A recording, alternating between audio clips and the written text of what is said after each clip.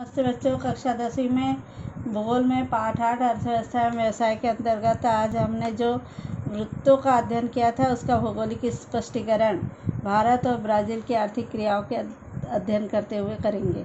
आकृति 8.1 में हमने देखा कि भारत का उत्पादन ब्राज़ील से अधिक है। यहाँ दिखाई दिया है, इसमें ये देख रहे हैं हम, यहाँ भारत का ज़्यादा है और ब्राज़ील का कम है।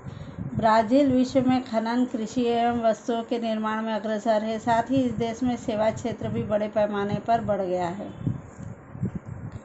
भारत में भले ही सेवा व्यवसाय बढ़ रहे पर अभी भी भारत में कृषि ही प्रमुख व्यवसाय है। यहाँ हमें दिखाई देता है तृतीय क्षेत्र का सबसे ज़्यादा सकल घरेलू उत्पाद है। ज़्यादा से ज़्यादा जनसंख्या तृतीय क्षेत्र में कार्य कर रही है। भारत में हम देखते हैं ज़्यादा जनसंख्या प्राथमिक व्यवसाय में काम करती है और प्राथमिक व्यवसाय से होने वाला उत्पाद भी हमारे देश का ज़्यादा है।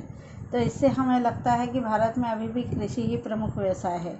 भारत की तरह ब्राज़ील की अर्थव्यवस्था भी मिश्र स्वरूप की है। दोनों देशों में हम देखते हैं सार्वजनिक क्षेत्र भी है और निजी क्षेत्र भी है। दोनों देशों की अर्थव्यवस्था विकासशील है। इनकी प्रति व्यक्ति आय भी संयुक्त राष्ट्र अमेरिका की तुलना में बहुत कम है। यहाँ दिखाई दिया है हमको, इस ग्राफ में हमने देखा है कि संयुक्त राष्ट्र अमेरिका से दोनों देशों में रहने वाले लोगों की प्रति व्यक्ति आय बहुत कम है। उल्लेखनीय है कि भारत का राष्ट्रीय उत्पादन भले ही ब्राज़ील से अधिक है, प्रति व्यक्ति आय ब्राज़ील से कम है। इसके पीछे का कारण हटाने का प्रयत्न करेंगे कि ऐसा क्यों है।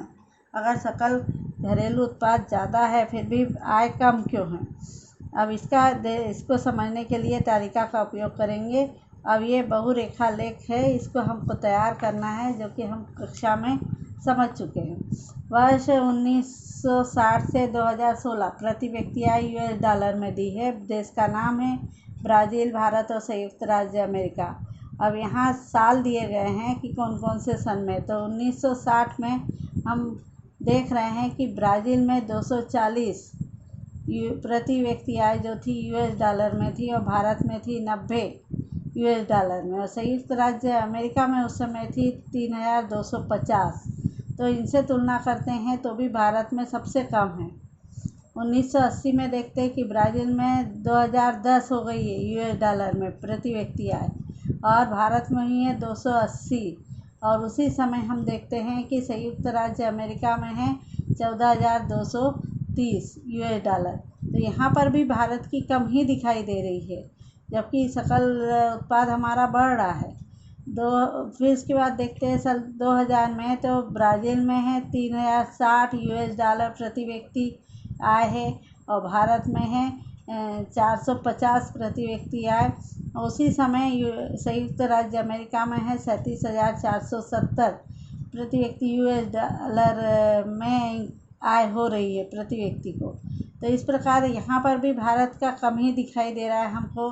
और 2016 में हम देखते हैं कि ब्राज़ील में जो है 8,840 प्रति व्यक्ति आय US डॉलर है और भारत में है 1,680। उसी समय देख रहे हैं संयुक्त राज्य अमेरिका में है 56,280। इनसे अगर संयुक्त राज्य अमेरिका से तुलना करें तो भी ब्राज़ील की भी कम है और भारत की भी कम है, पर फिर भी भारत की जो है ब्राज़ील से भी प्रति व्यक्ति आय कम है।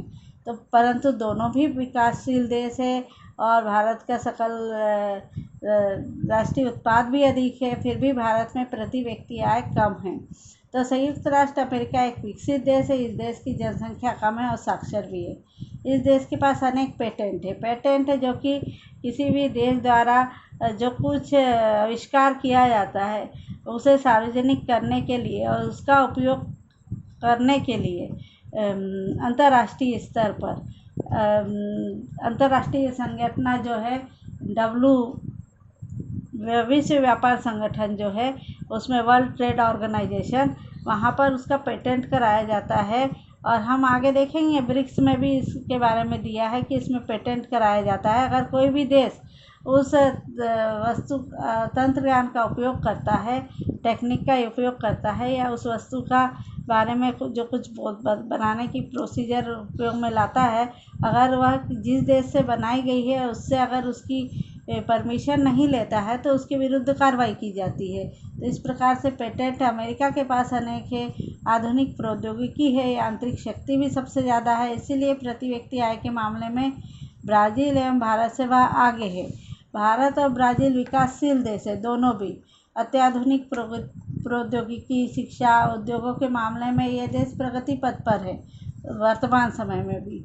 सकल राष्ट्रीय आय अधिक होने पर भी भारत की जनसंख्या अधिक होने से भारत की प्रति व्यक्ति आय ब्राज़ील की तुलना में कम है। हमारे देश की सबसे बड़ी समस्या जो है जनसंख्या वृद्धि है।